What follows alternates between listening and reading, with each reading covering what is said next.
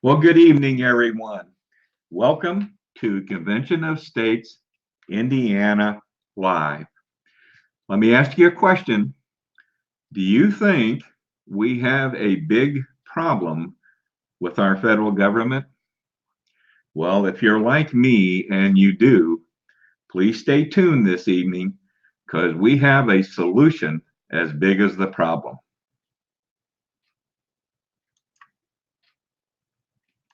All right, let me bring myself on here.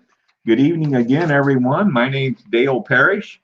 I'm the state director for Convention of States here in Indiana. And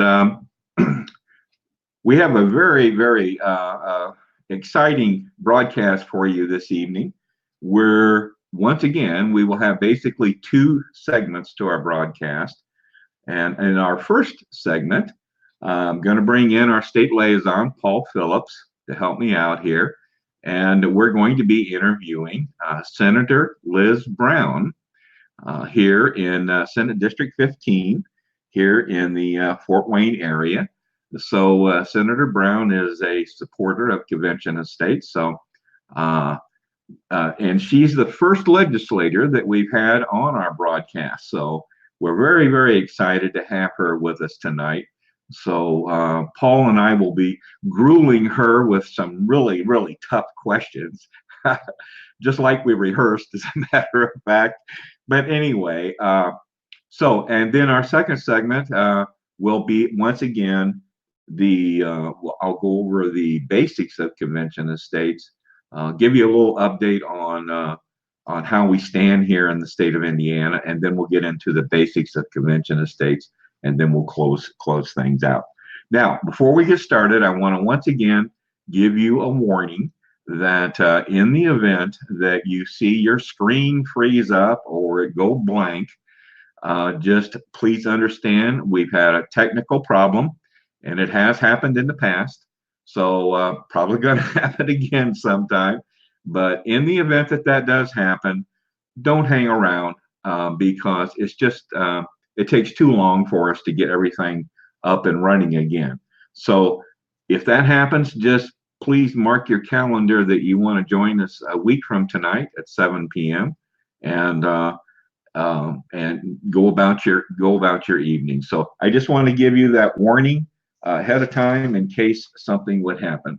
All right. Well, let me bring in Paul and bring in Senator Brown. Hi, Paul. How you doing? Hi, Dale. I'm doing great. Good. Well, are you ready? Let's bring on our guest for this evening, and we'll get that initiated. And let me get rid of this, and we'll try and get a good, there we are. Good evening, Senator Brown. Hello, Dale and Paul. Nice to see you again. All right, good. So glad that you could join us this evening. We really, I don't know if we had told you up until this evening that you're the first legislator. I don't think we told you that, did we? I am honored. I am truly honored. Thank you for having me. Well, it's a treat, and you're kind of like the pioneer here. You're the first one. You're the first one in, so you can set the bar for those to follow. Well, this is my first video conference, and I'm proud to say I did it without any of my children's IT help. So we're also pioneers on this end. You have done very well. I must admit, you have done extremely well handling all the technology involved here. Well, let's get started here. And the first thing that I want to ask, whoops, that's not what I want to ask. See, we already had a snafu.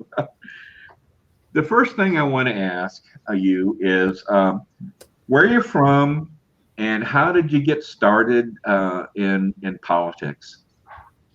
Well, I'm originally from Pennsylvania, and the short story is my husband and I met in college, actually in Indiana at the University of Notre Dame, but it took us about 10 years to get back here and after we got married. And so when we ended up here, I was a stay-at-home mom. I am an attorney, and I have my license, and I renewed it several years ago, but I was a stay-at-home mom. And then when our youngest of 7 actually was in 8th grade and soon to start high school, so I would not have to drive anymore. Paul's still in that boat.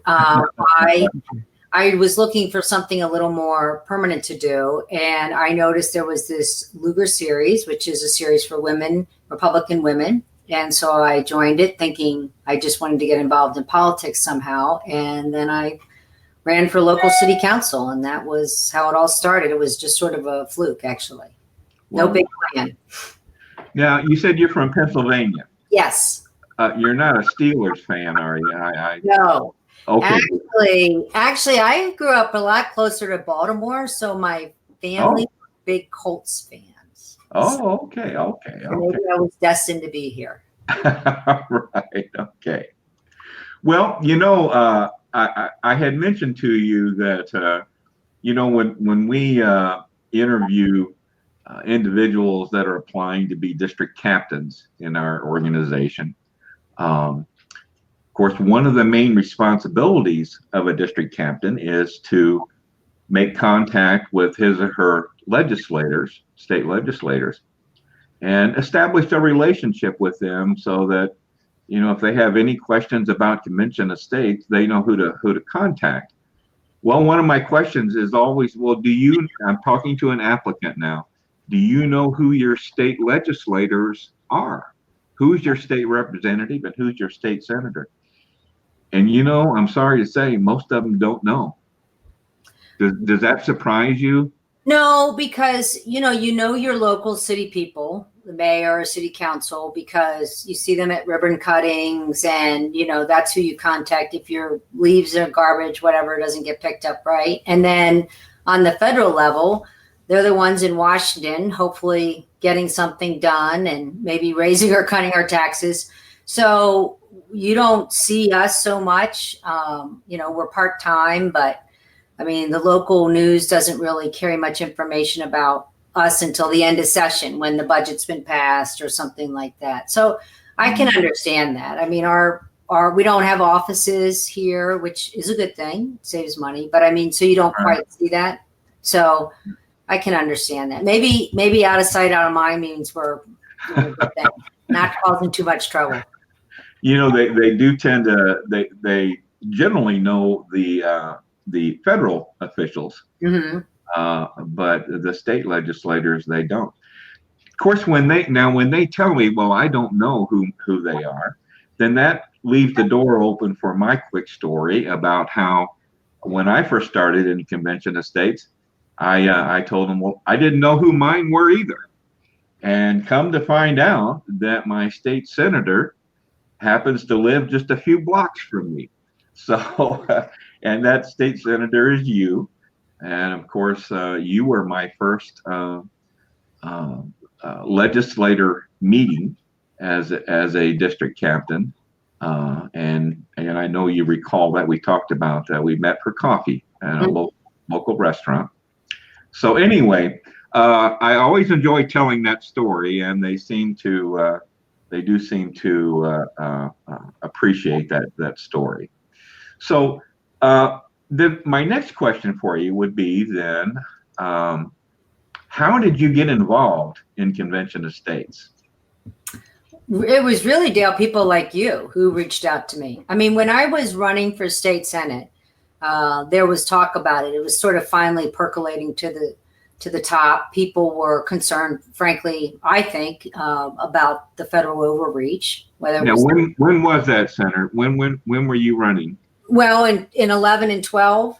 Okay. So, and I'd have to say, I think I've actually had conversations when I was on city council, which would have been 08 through 11, around that time. And so, around the Tea Party, when it first started to get going, but I didn't know much about it. But definitely, as I ran for state senate the first term, people were particularly concerned. I think I probably heard so much about the Waters Act and the EPA, and those sorts of issues were really concerned. I mean, and of course the deficit. Are we going to run out of money for Social Security and Medicare?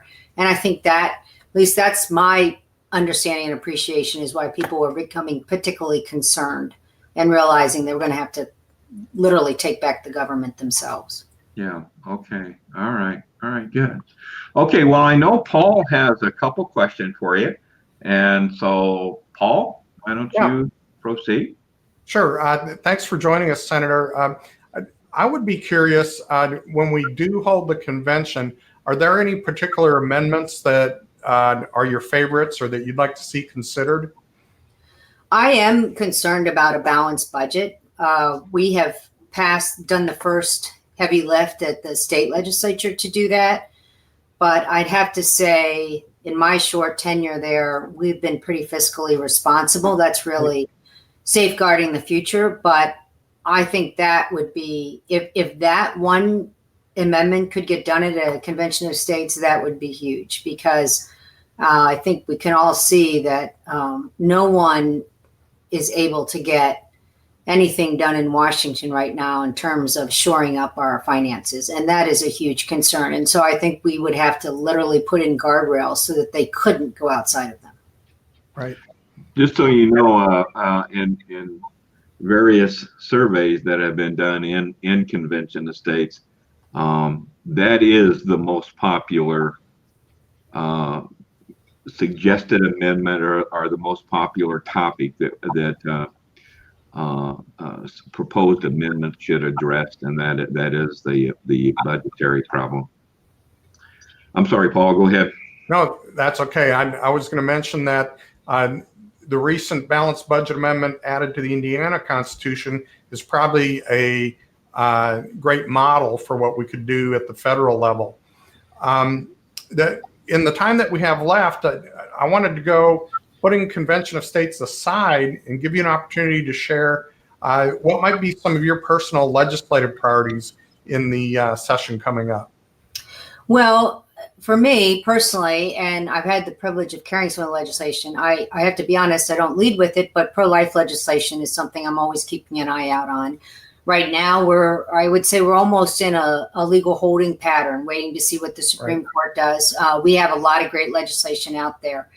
And I'm on the Appropriations Committee for the Senate, but I'm also an alternate to our State Budget Committee, which is slightly different. And I am looking forward to looking at much deeper into our higher education spending. I think we have adequately funded them, but I do think we need to look at long-term, how are we continuing to fund them? And we have a lot of big projects going on our campuses, a lot of bricks and mortar, and I think we probably need to hit a pause and see where we're going to go down the line, because that's expensive, enrollment's going down, and then it will just cause even more tuition rates, which we just saw IU do. So that will be something I'm interested in. Great. Well, thanks for sharing that. Absolutely. Okay. Any other priorities? I didn't mean to cut you off there. No. I mean, I'm on the health committee too. I've been on that since I've been down at the state Senate, and I am concerned about some of our Medicaid costs going up, because that's a piece that we pay. And we were a good state in not taking that Medicaid expansion under Obamacare, but we will see increased costs on our end as the federal match goes down. And so that's always a concern, because we've expanded some coverage and programs. And so we really need to figure out which preventive programs are working and back them, and not the programs that are not, and see if we can get our citizens a little healthier. Right. Good. Okay. Well, I want to thank you very much, Senator Brown, for taking the time to talk with us this evening. And I don't see any comments or questions as of yet. So we'll let you go. You're welcome to stay with us for the rest of the broadcast if you would like. But once again, thank you very much for taking the time to be with us tonight. Thanks for having me, and I look forward to talking to you all again. All right. Thank you. Good night. Good night. All right. Let me bring up my PowerPoint presentation here, and we will get into the rest of our program this evening. And let me see if I can get things initiated the way it's supposed to work here. So there we go. Now you won't see me for a little while, but I'll be back to wind up the broadcast. But first of all, I want to tell you, if you're new to the broadcast or new to Convention of States, then you need to know some of this general information before we get into the actual basics of Convention of States. Here in Indiana and nationally, we have various resources available to us. And the main resource that we have is our website, conventionofstates.com. Has a wealth of information. You will hear us make reference to this website frequently, but conventionofstates.com. Now, embedded in the state, in this national website is our state website page, conventionofstates.com/Indiana. So that'll be a little more focused view of our state. Now, social media platforms, we're on Facebook. We have a state Facebook page, Convention of States, Indiana. As a matter of fact, this broadcast this evening is coming to you through the state Facebook page. YouTube channel, COS Indiana. The YouTube channel is very much an educational resource. We have narrated PowerPoint presentations on there. We have recordings of these broadcasts. Paul, our state legislative liaison, generates a series of podcasts called The Free to Be Free, and we have links to each of his podcasts on our YouTube channel for you to enjoy and learn from his podcasts. They're very good, I might mention. We're also on Twitter, hashtag COS Indiana, Instagram, Convention of States Indiana. We're getting set up on LinkedIn, and we're probably on some other platforms that I'm not even aware of right now. But you should be able to find us out there. And if nothing else, go to that national website, conventionofstates.com. That would be the place to start, as a matter of fact. Sign the petition and open an account.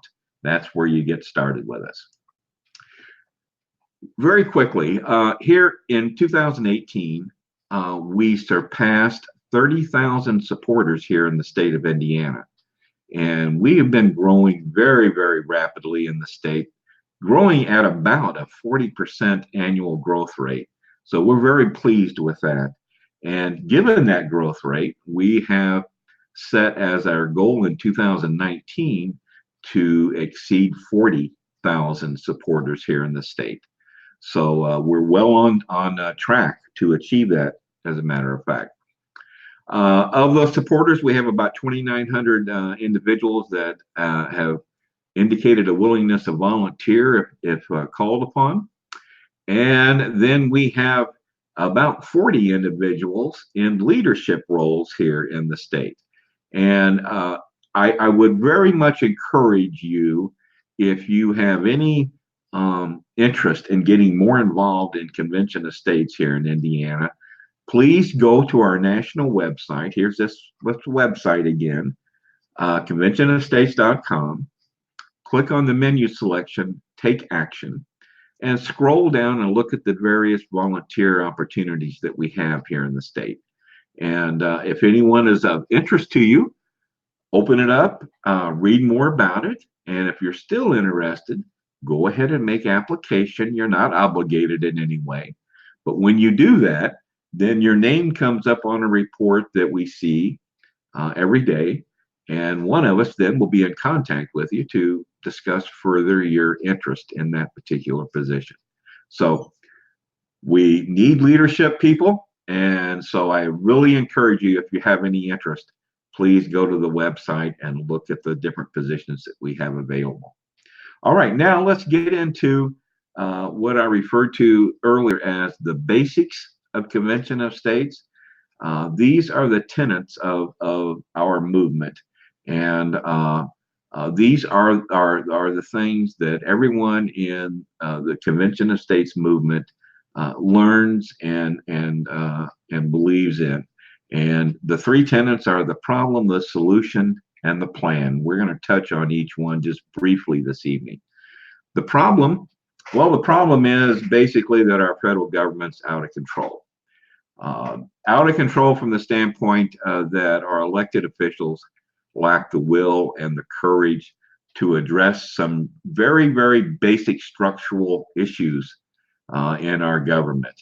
And not blaming any one political party, because both parties have contributed to this, and it's been going on for decades. This is not just a recent thing. This has been going on for a long, long time. Now, to further kind of break down the problem, we've identified three what we refer to as abuses by the federal government. The first abuse is the national debt.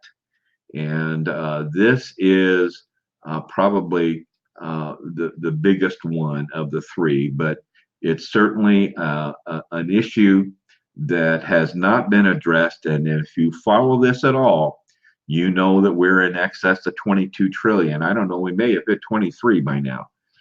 Unfunded liabilities, an amount, some estimates are over 200 trillion. But the national debt is something that has very little is being done to address this particular abuse. The second abuse is what we refer to as the regulatory crisis, which is generated from the administrative state in our government, commonly referred to anymore as the fourth branch of government.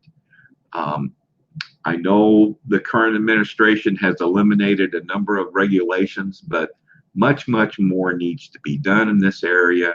And mainly, controls need to be put in place to control the generation of all these regulations. So it's the regulatory crisis is the second abuse that we see. The third abuse has to do with state sovereignty. When our country was founded, a concept called dual federalism was in existence, and that's where the federal government and the state shared in power. Well, that has all tilted in favor of the federal government now, and we believe that certainly power and money play a role here, and the career politician plays a big role in this. So those are the three abuses that we see in our federal government as part of the problem. What's our solution? Well, our solution is to hold a convention of states for the purpose of proposing amendments to the Constitution that will address these problems, or these abuses. Now, Article 5 of our Constitution describes two methods of amending the Constitution. We're going to touch on those two very, very briefly here this evening. Two methods in Article 5. I'm not kidding. This is right in Article 5. Two methods to propose amendments to the Constitution. First method, we commonly know. 2/3 of Congress proposes amendments.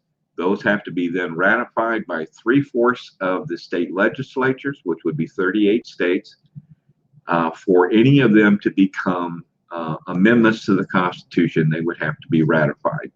Well, there's a second method in Article 5, and that is where a convention of states is held to propose amendments to the Constitution. Now, in order for this convention to be held, 2/3 of the state legislatures, which would be 34, would have to make application for this convention to be held. Just like in Method 1, any proposed amendments that would come out of that convention would then have to be ratified by 3/4 of the state legislatures or 38 states. That's what we're after. That's what we want to see happen. We want to see a convention of states take place to propose amendments to the Constitution that would address the problems and abuses that we've just identified. Well, what's our plan? Our plan is in two parts. Number one is, you remember I said it takes 34 states to apply to hold this convention. Well, we have an application strategy. One of the requirements is that all the applications have to be the same. It's called aggregation. So all the applications have to be the same from at least 34 states to make this happen. So we have designed the application, and we literally have designed the application that we want each state to use. Now that application and the subject matter of the application, which is what determines the agenda of the convention, that subject matter addresses fiscal restraints, limiting the power and jurisdiction of the federal government, and term limits.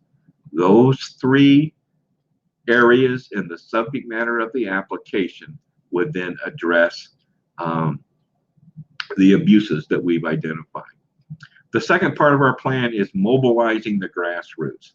And when I say grassroots, I'm talking about you and me. Our state legislators are also part of the grassroots, mobilizing the grassroots to bring this about.